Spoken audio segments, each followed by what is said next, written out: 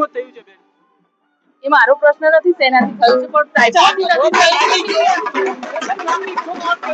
પાણી ઝેરી છે, પરંતુ સંવેદના વધુ ઝેરી. ગાંધીનગર રાજ્યની રાજધાની, જ્યાંથી નીતિઓ ઘડાય છે, ત્યાં આજે લોકોનું જીવન જ પ્રશ્નચિહ્ન બની ગયું છે. કારણ શું છે? તો કારણ છે દૂષિત પાણી. નળમાંથી આવતું પાણી હવે તરસ નથી બુજાવતું, પણ બીમારી આપે છે.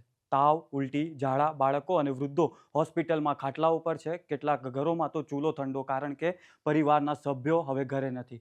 આવા સમયે લોકો એક જ આશા રાખે કે તેમના ચૂંટાયેલા પ્રતિનિધિઓ, મેયર, ડેપ્યુટી મેયર, કોર્પોરેટર્સ, જે લોકો જનસેવા માટે ચૂંટાઈ આવ્યા છે, તેઓ જમીન પર ઉતરીને તે સ્થિતિને સંભાળે.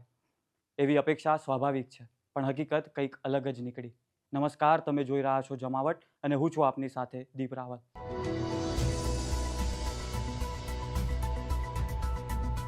ગાંધીનગર શહેરના સેક્ટર 24થી 27 આદિવાડા અને જીઆઈડીસી વિસ્તારમાં છેલ્લા એક સપ્તાહથી પાણીજન્ય ટાઇફોઇડનો રોગચાળો ફાટી નીકળ્યો છે.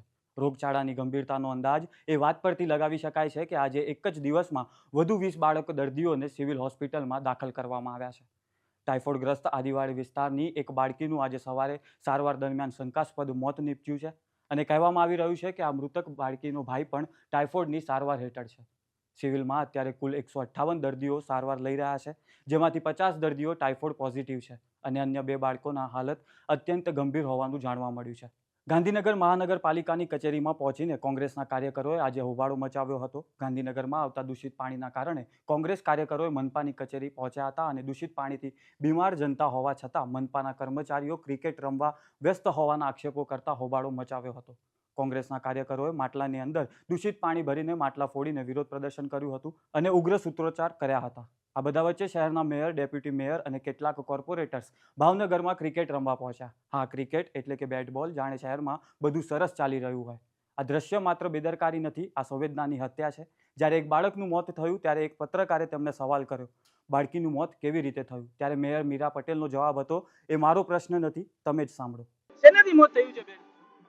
એ મારો પ્રશ્ન નથી શેનાથી થયું છે, પણ આ માત્ર શબ્દ નથી, આ એક વિચારધારા છે જે બતાવે છે કે સત્તા મળ્યા પછી કેટલાક લોકો માટે જનજીવન માત્ર આંકડો બની જાય છે. કોઈ બાળકનો શ્વાસ અટકી જવો, કોઈ મા બાપની ચીસ, આ બધું સાંભળતા અને દેખાવા છતાં આ લોકો આંખ આડા કાન કરી દે છે.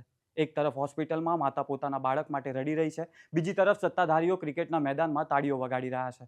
આ બધા વચ્ચે કોર્પોરેટર કહે છે કે મુદ્દામાં કંઈ નથી, તમે મીડિયાવાળા મોટો કરો છો. એ પણ તમે સાંભળો. અને આવા બીજા કોઈ કેસો નહીં, ખાલી તમારે તમારા મીડિયા વાળાએ વધારે મોટું બનાવી દીધું છે, એમાં કઈ છે નહીં એટલું બધું. બહુ ચિંતા. સાહેબ, તમને કહી દઈએ કે મીડિયા મુદ્દો નથી બનાવતું. મીડિયા તો પ્રશ્ન પૂછે છે અને પ્રશ્ન પૂછવો એ ગુનો નથી, જવાબદારી છે. પ્રશ્ન એ છે કે જો દૂષિત પાણીથી લોકો બીમાર પડે, બાળકો મરે, તો એ મુદ્દો નથી, એની જવાબદારી કોની? જો નળમાંથી ઝેર આવે તો એ સામાન્ય છે, આના માટે જવાબદાર કોણ? આ ઘટનામાં સૌથી દુઃખદ વાત એ છે કે દૂષિત પાણી કોઈ કુદરતી આફત નથી, આ માનવ નિષ્ફળતા છે, આ સિસ્ટમની બેદરકારી છે. પાણીની તપાસ, પાઇપલાઇનની જાળવણી, સમયસર સફાઈ, આ બધું ન થાય ત્યારે રોગચાળો ફાટી નીકળે છે. અને જ્યારે આવું થાય ત્યારે જવાબદાર કોણે લેવી? જનતા કે પછી જે લોકો કે જે સત્તામાં છે? લોકો કર ચૂકવે છે, મત આપે છે, વિશ્વાસ આપે છે, બદલામાં તેમને શુદ્ધ પાણી પણ ન મળે અને ઉપરથી આવા જવાબો મળે તો લોકશાહી પર વિશ્વાસ કેવી રીતે ટકશે? આ જવાબ કોઈ વ્યક્તિ સામે નથી, પરંતુ એક વલણ સામે છે. એવું વલણ જ્યાં સત્તા મહત્વની છે પરંતુ સેવા નથી, જ્યાં પદ મહત્વનું છે પરંતુ માણસનું મહત્વ નથી.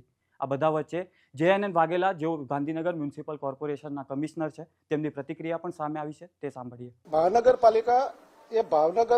મહાનગરપાલિકા દ્વારા આયોજિત ક્રિકેટ ટુર્નામેન્ટમાં આ જે બનાવ બન્યો, અત્યારે જે ટાઇફોઇડની પરિસ્થિતિ છે એ પહેલાની વાત છે અને આ વર્ષે જ આયોજન થયું હોય, ગાંધીનગર મહાનગરપાલિકાએ આયોજન કર્યું હોય એવું નથી.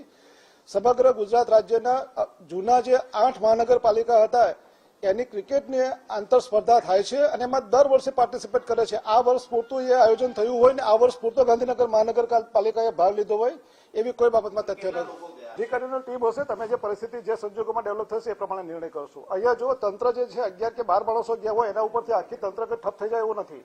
બરાબર, હેલ્થની, એન્જિનિયરિંગની તમામ ટીમ અત્યારે એક્ટિવલી કામગીરી કરી રહી છે.